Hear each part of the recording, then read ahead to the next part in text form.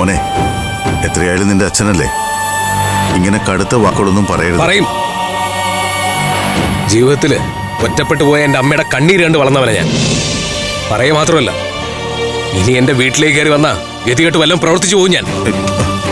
അതിന് ഞാൻ മോന്റെ വീട്ടിൽ കയറിയില്ലല്ലോ, പുറത്തല്ലേ നിൽക്കുന്നത്. ഇവിടെ നിൽക്കാൻ പോലും എനിക്ക് അവകാശമില്ലേ? നിന്ന് ന്യായം പറയാതെ എന്റെ കണ്ണിന്റെ മുമ്പിൽ നിന്ന് ഇറങ്ങി പോകുന്നുണ്ടോ? ഇല്ലെങ്കിൽ അച്ഛനെ തല്ലി എന്നുള്ള പേര് ദോഷം കൊണ്ടുണ്ടാവും എനിക്ക്. അഭി നിർത്ത. മതി പറഞ്ഞത്. മക്കളുടെ മുന്നിൽ ഇങ്ങനെ നാണം കെടാതെ ഒന്ന് പൊയ്ക്കൂടെ നിങ്ങൾക്ക്? സ്വൈരം കെടുത്താനായിട്ട് വന്നോളൂ. നിന്റെ ഈ ദേഷ്യം കാണുമ്പോ എനിക്ക് നിന്നോടുള്ള വാത്സല്യം കൂടുന്നതേ ഉള്ളൂ. അതിനെയും കൂടിക്കൊണ്ടേയിരിക്കും.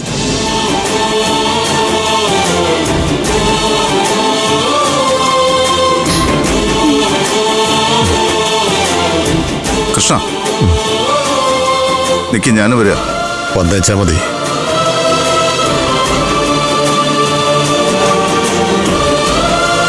അപ്പൊ എല്ലാം നിശ്ചയിച്ച പോലെ തന്നെ മാർച്ച് 5. കേട്ടോ മോനെ, മാർച്ച് 5 നിശ്ചയിച്ച തീയതി, മറക്കണ്ട. പോട്ടെ മോളെ.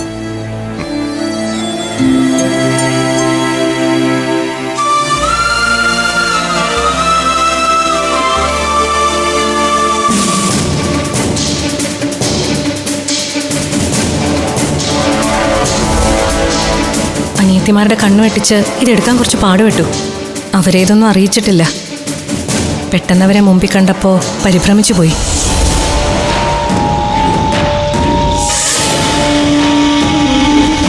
മാർച്ച് 5 വാർഷിക യോഗമാണ്.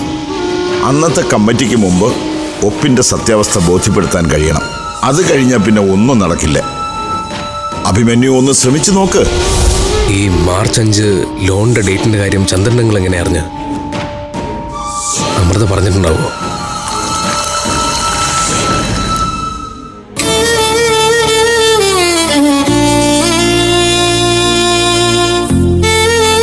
അച്ഛനെ ഇത്രയ്ക്ക് അപമാനിക്കണ്ടായിരുന്നു. ഏട്ടൻ പറഞ്ഞതെല്ലാം തെറ്റായിപ്പോയി.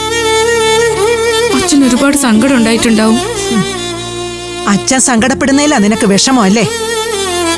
ഇത്രയും കാലം നമ്മളെ കണ്ണീര് കുടിപ്പിച്ച ആ മനുഷ്യനോട് നിനക്ക് എപ്പോഴാ സഹതാപം തുടങ്ങിയത്? എന്നാലും അച്ഛനല്ലേ, ആ മുഖത്ത് നോക്കി അങ്ങനെയൊന്നും പറയരുതായിരുന്നു. ഇനി അതും പറഞ്ഞ് അവനെ കുറ്റപ്പെടുത്താൻ നോക്കരുത്. നല്ലൊരു കാര്യം തീരുമാനിച്ച ദിവസമാ. ഇന്ന് അവന്റെ മനസ്സ് വിഷമിപ്പിക്കരുത്. ഞാനൊന്നും പറയുന്നില്ല.